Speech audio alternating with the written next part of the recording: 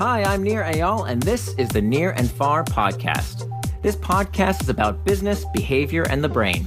On this show, I do a few things. I read quick articles I've written about topics shaping your behavior.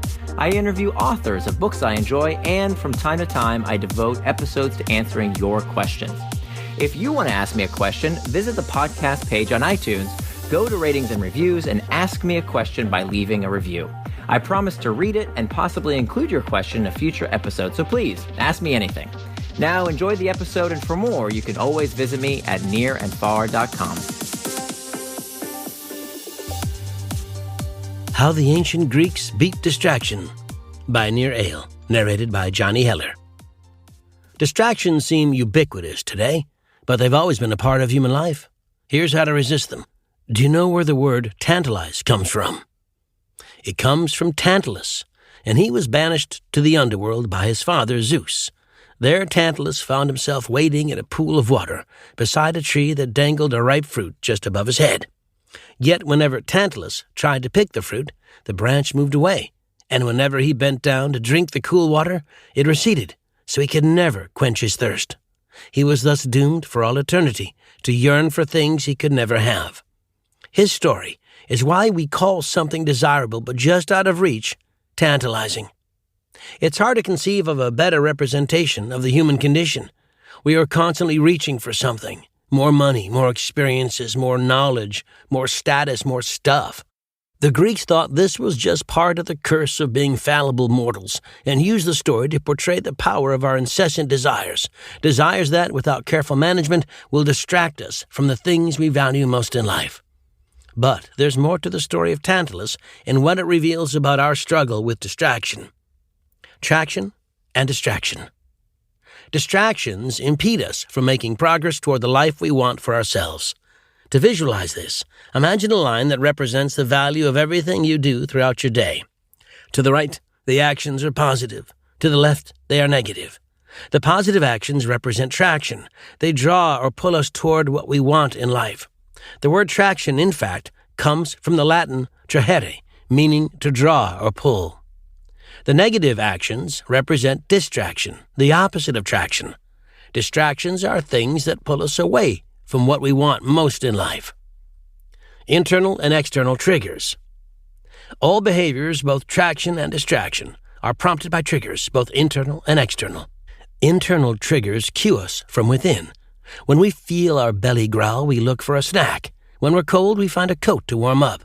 And when we're sad, lonely, or stressed, we might call a friend or loved one for support. External triggers, on the other hand, are cues in our environment such as the pings, dings, and rings that prompt us to check our email, answer a phone call, or open a news alert. External triggers can also take the form of other people, such as a coworker who stops by our desk to chat.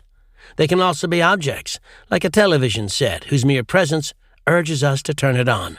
Whether it's an internal or external trigger that prompts us, the resulting action is either aligned with our broader intention, traction, or misaligned, distraction.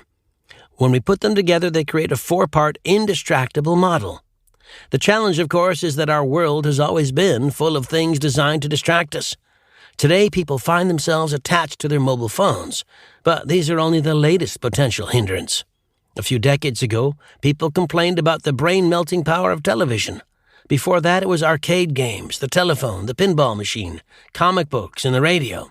Even the written word was blamed for creating forgetfulness in the learner's souls, according to Plato.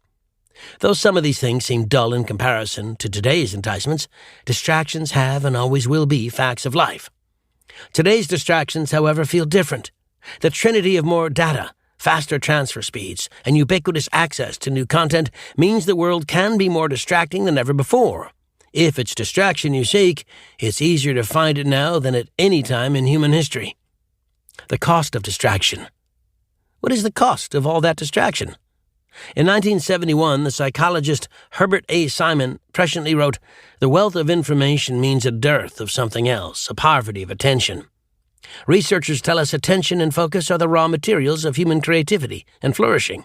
In the age of increased automation, the most sought-after jobs are those that require creative problem-solving, novel solutions, and the kind of human ingenuity that comes from focusing deeply on the task at hand. Socially, we see that close friendships are the bedrock of our psychological and physical health. Loneliness, according to researchers, is more dangerous than obesity. But of course, we can't cultivate close friendships if we're constantly distracted. Consider our children. How can they flourish if they can't concentrate long enough to apply themselves? And what example are we setting if our loving faces are replaced by the tops of our heads while we stare into our screens? What is the story of Tantalus really about? Think back to the tale of Tantalus. It's a mistake to suppose that his curse was simply to suffer from ceaseless hunger and thirst. He was already in hell, after all, and last I checked, dead people need neither food nor water. His real curse was something deeper. What if Tantalus had just stopped reaching? Seems like a simple fix, but he was obviously oblivious to this simple corrective. It's here that we start to understand his real doom. He can never come to see that he didn't need the things he was reaching for in the first place. His curse wasn't spending all eternity reaching for the unreachable, but rather being ignorant to the greater folly of his actions. Tantalus's curse is also our curse. We feel compelled to reach for things we supposedly need but really don't. We don't need to check our email right this second or give in to some other distraction, no matter how much we feel we must. Fortunately, we're not doomed the way Tantalus was. We have the power to step back from our desires, recognize them for what they are, and do something about them. We want companies to innovate and solve our evolving needs, yet we also need to ask whether better products help us to be our best selves. Though it's not our fault that distractions exist, they always have and always will, managing them is our responsibility. If you care about your work, your family, and your physical and mental well-being, you must become indistractable. Being indistractable means striving to do what you say you will do. Indistractable people are as honest with themselves as they are with others. When we remember the principles of traction versus distraction, coupled with the conscious control of internal and external triggers, we can focus on what matters instead of being tantalized by things that don't. Thanks for listening to this episode of the Near and Far podcast. You can always find more at my blog, nearandfar.com. And don't forget, if you have a question you'd like me to explore in a future episode, leave me your question in the form of a review for the podcast on iTunes.